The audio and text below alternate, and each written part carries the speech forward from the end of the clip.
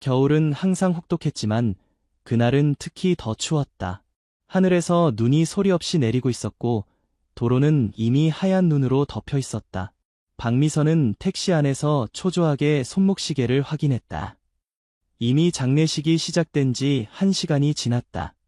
그녀의 마음은 불안과 슬픔, 그리고 자책감으로 가득 찼다. 기사님, 좀 더 빨리 갈 수 없을까요? 미선은 앞좌석을 바라보며 간절히 물었다. 택시 기사는 백미러로 그녀를 힐끗 바라보며 고개를 저었다. 죄송합니다만 눈이 너무 많이 와서 도로 상황이 좋지 않네요. 최대한 빨리 모시겠습니다. 미선은 창밖으로 시선을 돌렸다. 차창에 맺힌 물방울 사이로 서울의 회색빛 풍경이 흐릿하게 보였다. 그녀의 아들 지훈이 마지막으로 숨을 거둔 병원을 지나가는 순간 그녀의 눈에서 눈물이 흘러내렸다. 지훈은 28살의 젊은 나이에 갑작스러운 교통사고로 세상을 떠났다. 그 소식을 들었을 때 미선은 미국에서 사업차 출장 중이었다. 그녀는 즉시 한국행 비행기를 예약했지만 폭설로 인해 비행기가 지연되었고 결국 아들의 장례식에도 늦게 되었다. 택시가 드디어 장례식장 앞에 도착했다. 미선은 서둘러 택시비를 지불하고 뛰어내렸다. 그녀는 하얀 눈밭을 밟으며 장례식장으로 달려갔다. 입구에 도착했을 때 그녀의 구두는 이미 눈으로 젖어 있었고 검은 정장 위에도 눈이 소복이 쌓여 있었다. 장례식장 안으로 들어서자 조용한 분위기가 그녀를 맞이했다. 복도를 따라 걸으며 미선은 자신의 발소리만이 공간에 울려 퍼지는 것을 느꼈다. 마침내 지훈의 장례식이 열리는 방 앞에 도착했을 때 그녀는 잠시 멈추어 섰다. 문 앞에 놓인 지훈의 사진을 바라보았다. 환한 미소를 짓고 있는 아들의 모습에 미선의 가슴이 찢어질 듯 아팠다. 심호흡을 한 번 하고 문을 열었다. 안으로 들어서자 모든 시선이 그녀에게 향했다. 장례식은 이미 끝난 듯했고 몇몇 조문객들만이 남아있었다. 미선의 전 남편 김민혁과 그의 새 아내도 그곳에 있었다. 민혁의 눈에는 비난의 시선이 역력했다. 드디어 왔네요. 민혁은 차갑게 말했다. 당신의 아들이 세상을 떠났는데 출장이 그렇게 중요했습니까? 미선은 그의 말에 대답할 기력이 없었다. 그녀의 시선은 이미 방 중앙의 놓인 관으로 향해 있었다. 그녀는 천천히 관을 향해 걸어갔다. 그녀의 발걸음이 무거웠고 다리가 떨려왔다. 관 앞에 도착한 미선은 무릎을 꿇고 아들의 영정사진을 바라보았다. 눈물이 그녀의 뺨을 타고 흘러내렸다. 제가 늦어서 미안해. 그녀는 흐느끼며 말했다. 장례지도사가 그녀에게 다가와 조용히 말했다. 죄송합니다만 이미 입관식은 끝났고 곧 발이 날 예정입니다. 미선은 절망적인 눈으로 그를 바라보았다. 제 아들, 마지막으로 한 번만 볼 수 없을까요? 장례지도사는 난처한 표정을 지었다. 이미 관이 봉인되었습니다. 제발. 미선은 그의 팔을 붙잡으며 간청했다. 어머니로서 아들의 얼굴을 마지막으로 한 번만 보게 해주세요. 방 안의 조문객들은 모두 미선을 바라보고 있었다. 민혁도 불편한 표정으로 서 있었지만 결국 그는 고개를 끄덕였다. 관을 열어드리죠. 민혁이 장례지도사에게 말했다. 장례지도사는 잠시 망설이다가 고개를 끄덕였다. 그는 2명의 조수를 불러 관을 열기 시작했다. 미선은 심장이 빠르게 뛰는 것을 느꼈다. 곧 그녀는 아들의 얼굴을 마지막으로 보게 될 것이다. 관의 뚜껑이 서서히 열리기 시작했다. 방 안의 모든 사람들은 숨을 죽인 채 지켜보고 있었다. 뚜껑이 완전히 열리자 미선은 관 안을 들여다보았다. 그 순간 미선의 비명이 장례식장 전체에 울려 퍼졌다. 미선의 비명 소리에 장례식장에 있던 모든 사람들이 놀라서 바라보았다. 그녀는 충격으로 뒤로 물러나 바닥에 주저앉았다. 그녀의 얼굴은 창백했고 온몸이 떨리고 있었다. 이 사람, 제 아들이 아니에요. 방 안에 긴장감이 감돌았다. 민혁이 급히 관 앞으로 다가와 안을 들여다보았다. 그의 얼굴도 순간 굳어졌다. 어떻게 이런 일이 민혁은 말을 잇지 못했다. 관 안에는 분명 누군가가 누워 있었지만 그것은 지훈이 아니었다. 그곳에 누워있는 사람은 40대로 보이는 낯선 남자였다. 장례지도사의 얼굴이 공포로 일그러졌다. 그는 즉시 관리자를 불렀고 장례식장은 순식간에 혼란에 빠졌다. 분명히 실수가 있었던 것 같습니다. 장례식장 관리자가 당황한 목소리로 말했다. 즉시 확인해 보겠습니다. 미선은 여전히 바닥에 주저앉은 채 충격에서 벗어나지 못하고 있었다. 그녀의 머릿속은 혼란스러웠다. 아들은 어디에 있는 걸까? 이것은 단순한 실수인가? 아니면 장례식장 직원들이 급히 다른 장례식장을 확인하러 갔다. 민혁은 미선에게 다가와 그녀를 일으켰다. 일어나요. 분명 실수가 있었던 거예요. 민혁의 목소리는 차가웠지만 그의 눈에도 불안감이 서려 있었다. 약 30분 후 장례식장 관리자가 돌아왔다. 그의 표정은 더욱 심각해져 있었다. 큰 문제가 발생했습니다.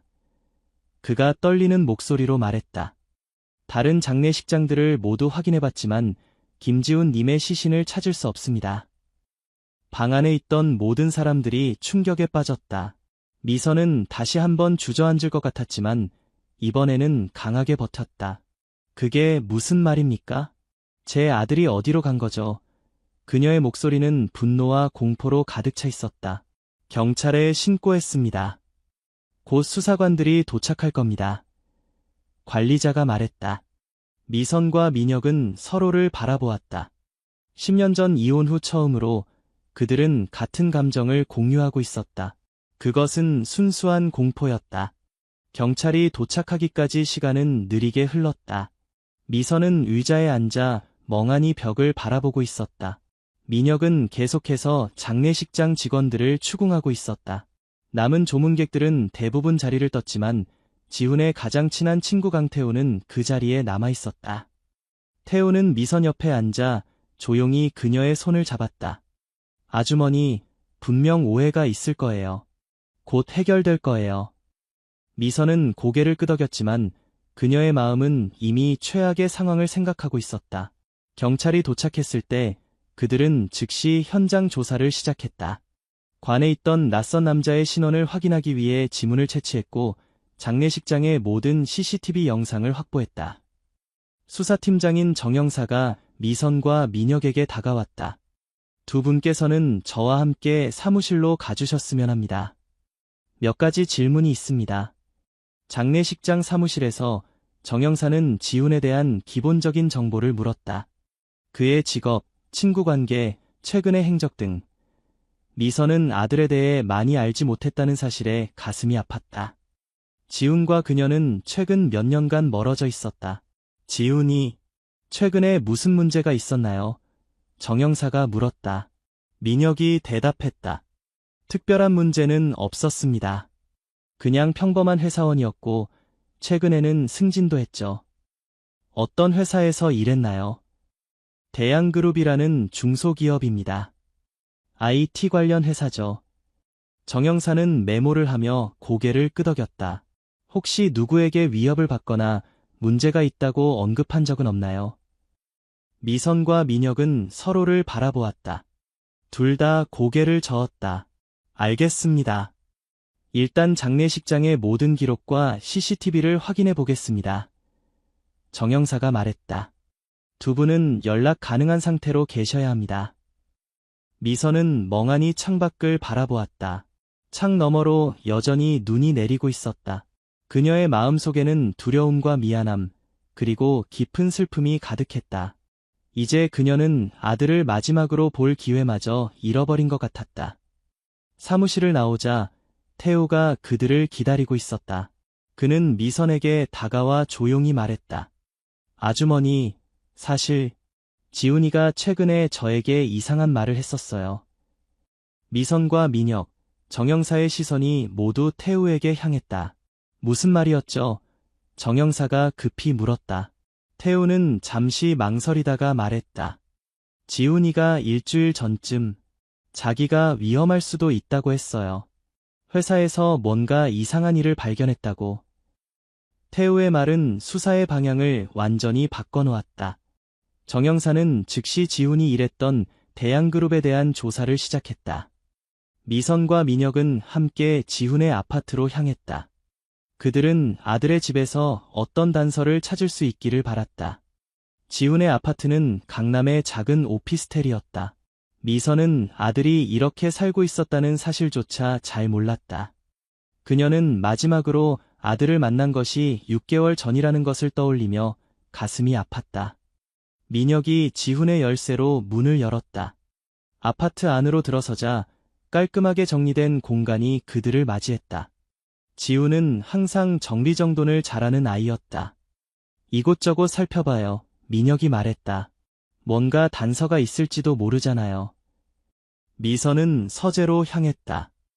책장에는 IT 관련 서적들이 가지런히 꽂혀 있었다. 책상 위에는 노트북과 몇 개의 파일들이 놓여 있었다. 그녀는 파일을 하나씩 살펴보기 시작했다. 대부분은 회사 관련 문서들이었다. 프로젝트 계획서, 회의록 등. 그러나 마지막 파일에서 미선은 이상한 것을 발견했다. 그것은 대양그룹 비자금 증거라고 제목이 붙은 파일이었다. 민혁 씨, 이것 좀 봐요. 미선이 불렀다. 민혁이 서재로 들어와 파일을 받아들었다. 그의 표정이 심각해졌다. 이건 대양그룹이 비자금을 조성한 증거들이네요. 지훈이가 이걸 어떻게 알았을까? 미선은 노트북을 열었지만 비밀번호가 걸려 있었다. 노트북에 뭐가 더 있을지도 몰라요. 하지만 비밀번호가 필요해요. 이때 민혁의 휴대폰이 울렸다. 정영사였다. 김 선생님, 중요한 정보가 있습니다. 전화기 너머로 정영사의 목소리가 들렸다. CCTV를 확인해본 결과 어젯밤 11시경에 2명의 남자가 장례식장에 들어와 시신을 밖에 치게 한 것으로 보입니다. 그게 무슨 말입니까? 민혁이 충격을 받은 목소리로 물었다. 아직 확실한 건 아니지만 이것은 단순한 실수가 아닌 계획된 범죄로 보입니다. 그리고 대양그룹에 대해 조사해보니 최근 비자금 조성 의혹이 있었더군요. 민혁은 미선을 바라보았다. 우리가 방금 그와 관련된 파일을 발견했습니다.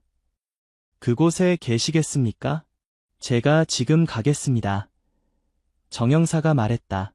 전화를 끊은 후 민혁은 미선에게 상황을 설명했다. 그들은 지훈이 회사의 비리를 발견하고 그것 때문에 위험에 처했을 가능성이 있다는 것을 깨달았다. 그럼 지훈이는 어디 있는 거죠? 미선이 떨리는 목소리로 물었다. 민혁은 대답하지 못했다. 그의 눈에도 두려움이 서려 있었다. 정영사가 도착하기 전까지 미선과 민혁은 아파트를 더 샅샅이 살펴보았다. 침실의 옷장 뒤쪽에서 그들은 작은 금고를 발견했다. 그러나 그것도 역시 비밀번호가 필요했다. 지훈이가 자주 사용하는 번호는 없었나요? 미선이 물었다. 민혁은 잠시 생각하다가 지훈의 생일인 0317을 입력해보았지만 열리지 않았다. 그들은 여러 가지 조합을 시도해보았지만 모두 실패했다. 정영사가 도착했을 때 그들은 발견한 파일과 금고에 대해 말했다. 이 파일만으로도 중요한 단서가 될 수 있습니다. 정영사가 말했다. 노트북과 금고는 전문가를 불러 열어보겠습니다. 디지털 포렌식 전문가가 도착하여 노트북의 비밀번호를 해제하는 데 성공했다. 노트북 안에는 더 많은 증거 파일들이 있었다. 지훈은 대양그룹의 비자금 조성과 관련된 증거를 수개월에 걸쳐 수집해왔던 것이다. 이것들은 매우 심각한 증거들입니다. 정영사가 파일들을 살펴보며 말했다. 지훈 씨가 이런 정보를 가지고 있었다면 누군가에게는 매우 위험한 존재였을 겁니다. 금고도 마침내 열렸다. 안에는 USB 드라이브 하나와 작은 공책, 그리고 봉투가 들어있었다. 공책에는 지훈의 메모들이 적혀 있었다. 그는 회사의 비리를 조사하는 과정을 상세히 기록해두었다. 봉투를 열자 그 안에는 한 장의 편지가 들어있었다. 지훈의 글씨체로 쓰여진 편지였다. 어머니께 만약 이 편지를 읽고 계신다면 저에게 무슨 일이 일어났다는 뜻입니다. 제가 발견한 것들이 너무 위험하다는 것을 알게 되었습니다.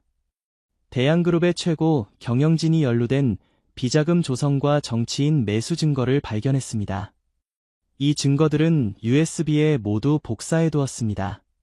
저에게 무슨 일이 일어나더라도 이 진실이 세상에 알려져야 합니다. 항상 사랑합니다. 지훈 올림. 미선은 편지를 읽고 울음을 터뜨렸다. 민혁도 슬픔에 잠겨 침묵했다. 정영사는 즉시 대양그룹 수사에 들어갔다. USB의 내용은 생각보다 더 충격적이었다. 대양그룹의 회장인 오승우와 그의 아들 오준호가 수백억 원의 비자금을 조성하여 정치인들에게 뇌물을 제공한 증거가 상세하게 담겨 있었다. 그날 밤 경찰은 오승우와 오준호를 체포했다. 그러나 여전히 지훈의 행방은 알 수 없었다. 대양그룹 회장 오승우와 그의 아들 오준호의 체포는 언론의 대대적인 관심을 받았다. 그들이 지훈의 실종과 관련이 있다는 소식이 퍼지자 미선의 집 앞에는 수많은 기자들이 몰려들었다. 미선은 이런 관심이 불편했지만 한편으로는 아들을 찾는데 도움이 될지도 모른다는 생각에 언론과의 인터뷰에 응했다. 제 아들은 진실을 밝히기 위해 노력했습니다. 그런 아들이 지금 어디에 있는지, 무슨 일을 당했는지 알고 싶습니다. 어떤 정보라도 있으시다면 제발 경찰에 알려주세요. 미선의 호소는 전국적으로 방송되었고 많은 사람들의 공감을 불러일으켰다. 오승우와 오준호의 조사는 계속되었다. 처음에 그들은 모든 혐의를 부인했지만 증거가 너무나 명확했다. 결국 오준호가 먼저 입을 열었다. 지훈이 우리 회사의 비리를 알아냈어요. 그가 증거를 수집하고 있다는 것을 알게 되었을 때 아버지는 매우 불안해했습니다. 그래서 어떻게 했죠? 정영사가 물었다. 오준호는 잠시 침묵했다가 말을 이었다. 아버지가 이강석이라는 사람을 고용했어요. 그는 회사의 문제 해결사였죠. 이강석에게 지훈을 처리하라고 지시했어요. 이강석이 지훈 씨를 납치한 겁니까?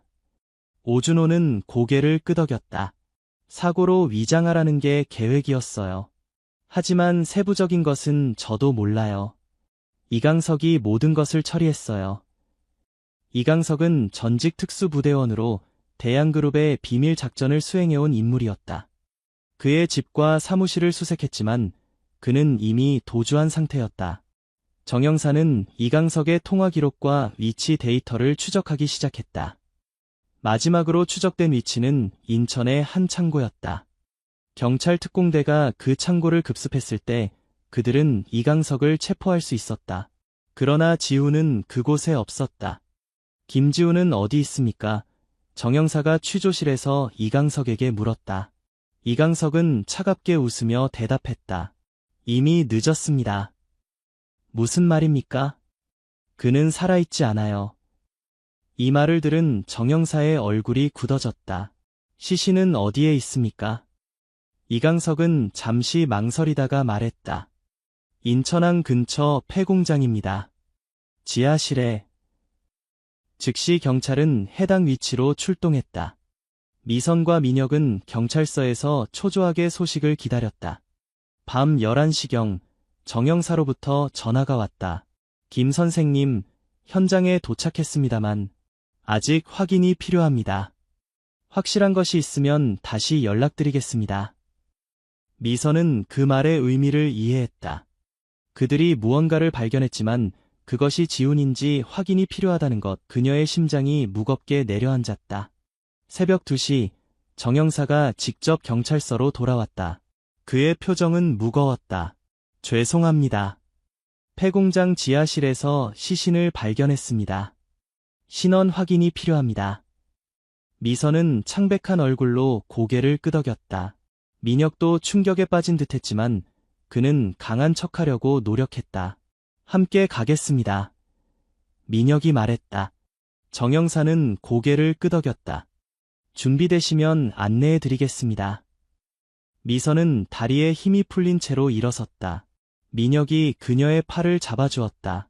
10년 전 이혼 후 처음으로 그들은 서로에게 의지하고 있었다.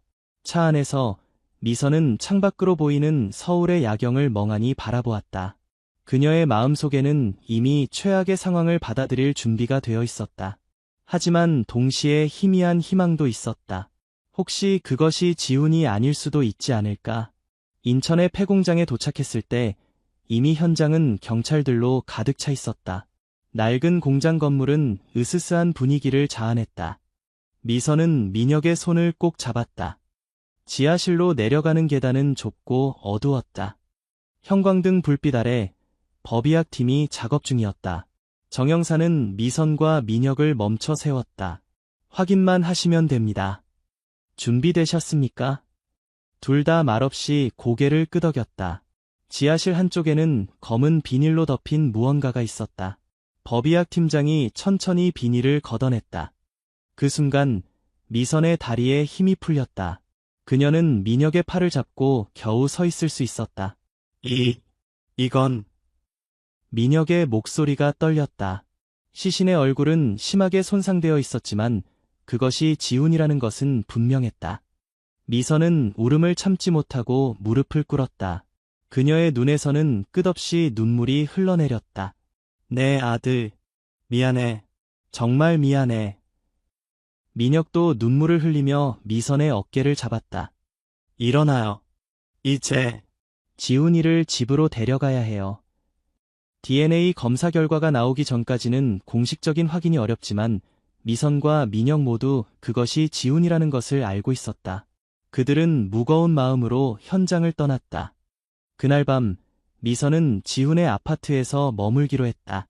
그녀는 아들의 방에 앉아 그의 물건들을 하나하나 만져보았다. 책장에 꽂힌 책들, 책상 위의 펜, 벽에 걸린 사진들, 모든 것이 지훈의 흔적이었다. 내가 더 자주 연락했어야 했는데. 미선은 혼잣말로 중얼거렸다. 내가 위험에 처해 있다는 걸 알았더라면. 새벽이 될 때까지 미선은 잠을 이루지 못했다. 갑자기 그녀의 시선이 지훈의 책상 서랍에 고정되었다. 이전에는 보지 못했던 서랍이었다. 그녀는 서랍을 열어보았다. 그 안에는 작은 상자가 있었다. 상자를 열자 그 안에는 또 다른 USB 드라이브와 종이 한 장이 들어있었다. 그것은 좌표와 암호로 보이는 글자들이 적혀 있었다.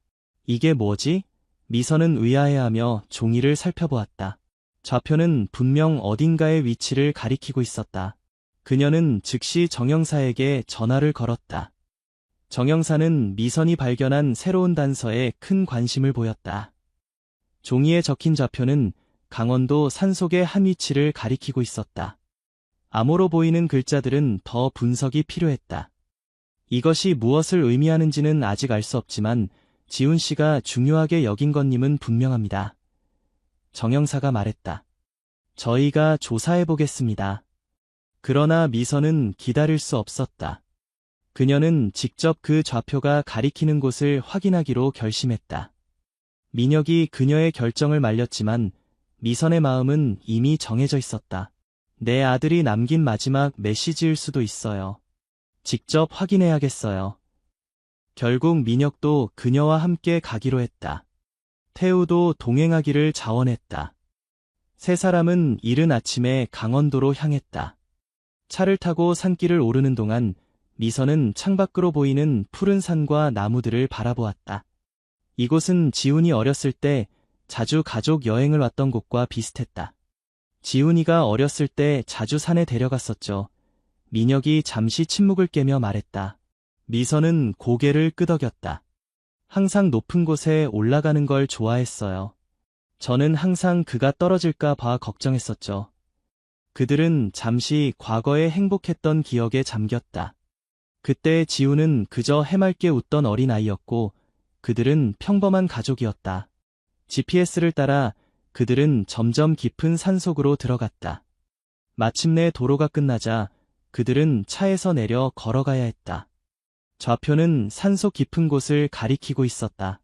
여기서부터는 길이 없어요. 태우가 말했다. 산길을 따라 걸어가야 할 것 같습니다. 미선은 잠시 주저했지만 곧 결심한 듯 앞으로 나아갔다. 나무와 풀이 우거진 길을 따라 그들은 천천히 전진했다. 약 20분 정도 걸었을 때 그들 앞에 작은 오두막이 나타났다. 저기인가 봐요. 민혁이 말했다. 오두막은 낡았지만 관리가 되고 있는 듯했다. 주변에는 아무도 없었다. 미선은 조심스럽게 오두막 문으로 다가갔다. 문은 잠겨 있었다. 어떻게 들어가죠? 미선이 물었다. 태우는 주변을 살펴보다가 현관 매트 아래에서 열쇠를 발견했다. 이걸로 한번 해볼까요? 열쇠는 딱 맞았고 문이 열렸다. 오두막 안은 놀랍도록 깔끔했다.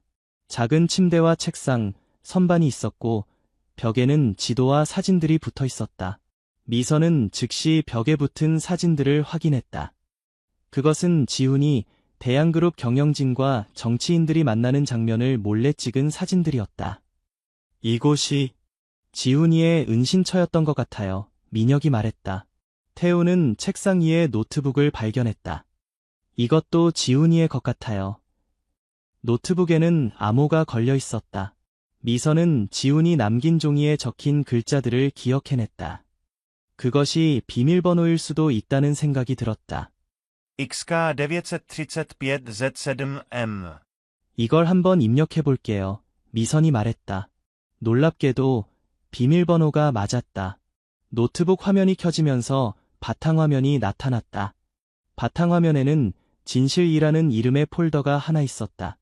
폴더를 열자 수많은 파일들이 나타났다. 그것은 대양그룹의 비리에 관한 증거들뿐만 아니라 더 충격적인 내용을 담고 있었다. 대양그룹이 정부 고위 관료들과 연루되어 불법적인 거래를 해왔다는 증거였다. 이건 단순한 기업 비리를 넘어서는 거예요. 민혁이 충격을 받은 목소리로 말했다. 파일들 중에는 긴급 상황이라는 제목의 비디오 파일도 있었다. 미선은 떨리는 손으로 그 파일을 클릭했다. 화면에 지훈의 얼굴이 나타났다. 그는 피곤해 보였지만 눈빛은 결연했다. 이 영상을 보고 계신다면 저에게 무슨 일이 일어났다는 뜻입니다. 지훈이 말하기 시작했다. 지난 6개월 동안 저는 대양그룹의 비리를 조사해왔습니다. 처음에는 단순한 회계 부정이라고 생각했지만 점점 더 깊이 파고들수록 충격적인 사실들을 발견했습니다. 지훈은 화면에서 몇 가지 서류를 보여주며 계속 말했다. 대양그룹은 국가기관산업 프로젝트에서 수천억 원의 자금을 횡령했고 그 돈의 상당 부분이 정치인들에게 흘러들어갔습니다. 특히 기획재정부 장관인 박민호 씨와 국회의원 이태준 씨가 주요 연루자입니다. 미선, 민혁, 태우는 충격을 받은 채 영상을 계속 지켜보았다. 저는 이 증거들을 검찰에 제출하려 했지만 회사에서 제 행동을 알아차렸습니다. 지금 저는 숨어 있지만 얼마나 더 안전할 수 있을지 모르겠습니다. 그래서 지훈은 잠시 말을 멈추고 깊은 숨을 내쉬었다. 이 모든 증거들을 공개하기로 결정했습니다. 이 폴더에 있는 모든 파일들은 이미 주요 언론사들과 시민단체에 자동으로 전송되도록 설정해두었습니다. 마지막으로 지훈은 카메라를 똑바로 바라보며 말했다. 어머니, 아버지, 그리고 태우에게 미안합니다. 그리고 사랑합니다. 이것이 옳은 일이라고 믿습니다. 영상이 끝나자 방 안에는 침묵만이 감돌았다. 미선의 눈에서는 눈물이 흘러내렸다. 민혁도 울고 있었다. 지훈이는 영웅이었군요. 태우가 마침내 침묵을 깨며 말했다. 미선은 고개를 끄덕였다.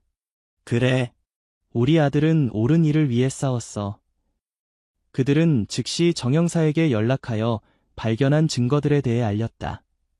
정영사는 곧 오두막으로 팀을 보내겠다고 했다. 하지만 지훈이 떠나기 전에 이곳에 다른 무언가를 남겼을지도 몰라요. 미선이 말했다. 좀 더 찾아봐요. 그들은 오두막을 더 자세히 살펴보기 시작했다. 태우가 침대 밑에서 작은 상자를 발견했다. 상자 안에는 지훈의 일기장과 여러 개인적인 물건들이 들어있었다. 미선은 아들의 일기장을 조심스럽게 펼쳐보았다. 마지막 페이지에는 다음과 같은 글이 적혀 있었다. 오늘로 이곳에 온 지 3주가 되었다. 외롭지만 내가 하는 일이 옳다는 것을 알고 있다. 어머니와 아버지가 걱정하실 텐데 미안하다. 하지만 이것이 끝나면 모든 것을 설명하고 용서를 구할 것이다. 내일은 마지막 증거를 확보하러 서울로 돌아간다. 위험하지만 이것으로 모든 것이 끝날 것이다. 마지막 일기는 지훈이 사망하기 이틀 전에 쓰여진 것이었다. 그가 마지막으로 서울에 갔을 때 민혁이 말했다. 그들에게 잡혔군요. 태우가 말을 끝맺었다. 미선은 아들의 일기장을 가슴에 안았다. 그녀의 눈에서는 슬픔의 눈물이 흘러내렸지만 동시에 자랑스러움도 느꼈다. 그녀의 아들은 진실을 위해 싸우다 생명을 잃었다. 지훈아, 내가 남긴 진실을 세상에 알리마. 내 희생이 헛되지 않게 알게 미선은 마음속으로 다짐했다. 지훈이 발견한 증거들은 한국 사회에 큰 파장을 일으켰다. 언론은 연일 대양그룹의 비리와 정치권 유착 관계에 대해 보도했다. 국민들의 분노는 하늘을 찔렀고 검찰은 본격적인 수사에 착수했다. 대양그룹 회장 오승우와 그의 아들 오준호는 구속되었고 기획재정부 장관 박민호와 국회의원 이태준도 체포되었다. 이강석은 지훈의 살인 혐의로 기소되었다. 미선은 아들의 진실이 세상에 알려지는 것을 지켜보며 복잡한 감정에 사로잡혔다.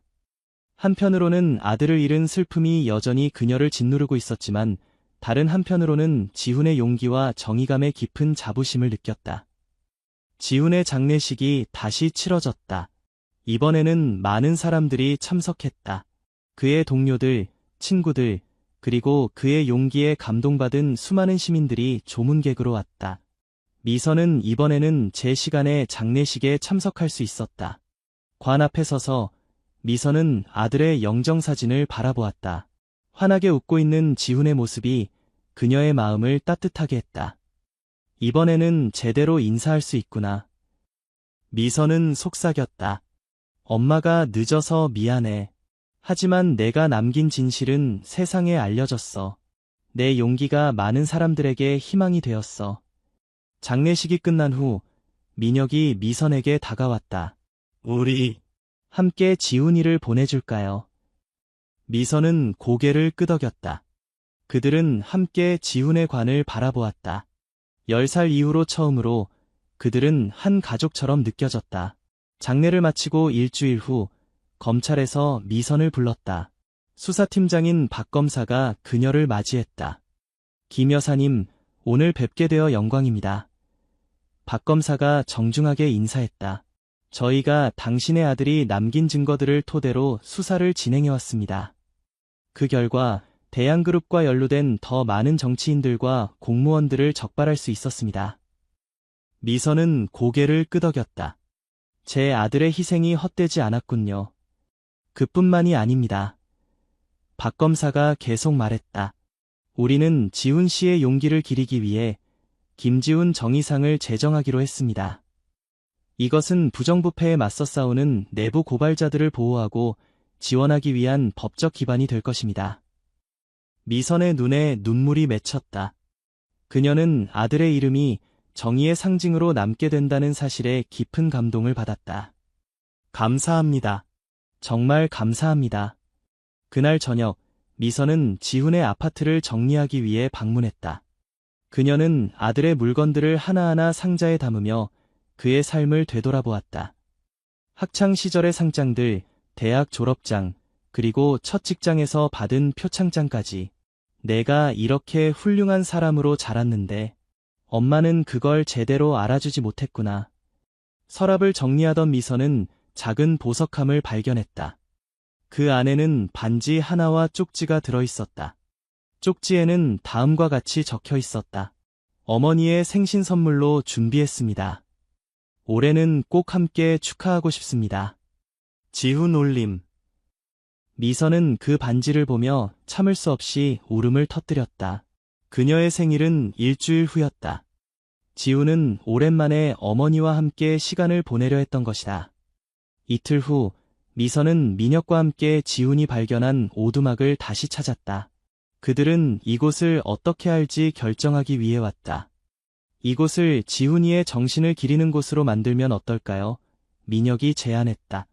진실과 정의를 위한 연구소 같은 것으로요.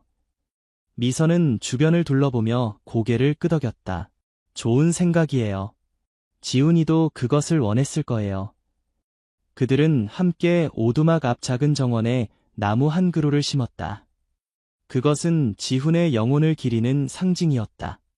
우리 아들은 여기서 홀로 진실을 위해 싸웠어요. 미선이 말했다. 하지만 이제 그의 정신은 많은 사람들 속에 살아있어요. 민혁은 미선의 손을 잡았다. 우리가 함께 그의 뜻을 이어갑시다. 1년 후 대양그룹 비리 사건은 모두 마무리되었다. 관련자들은 모두 법의 심판을 받았고 지훈의 이름은 정의의 상징으로 기억되었다. 김지훈 정의상은 매년 용기 있는 내부 고발자들에게 수여되었고 그의 오두막은 진실과 정의 연구소로 탈바꿈했다. 미선은 종종 그곳을 방문했다.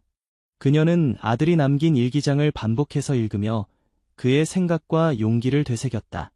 어느 날 연구소를 방문한 미선은 강당에 모인 젊은이들을 보았다. 그들은 지훈의 이야기를 듣고 있었다. 그의 용기, 그의 희생, 그리고 그가 남긴 유산에 대해. 미선은 조용히 강당 뒤에 서서 그들을 지켜보았다. 그녀의 눈에 눈물이 맺혔지만 그것은 슬픔의 눈물만은 아니었다. 그것은 자부심과 희망의 눈물이기도 했다. 지훈아, 내가 남긴 빛이 여전히 많은 사람들을 비추고 있구나. 미선은 마음속으로 말했다. 강당을 나오면서 미선은 하늘을 바라보았다. 푸른 하늘과 밝은 태양이 그녀를 반겼다. 그녀는 미소를 지었다. 오늘도 지훈은 그녀와 함께 있었다.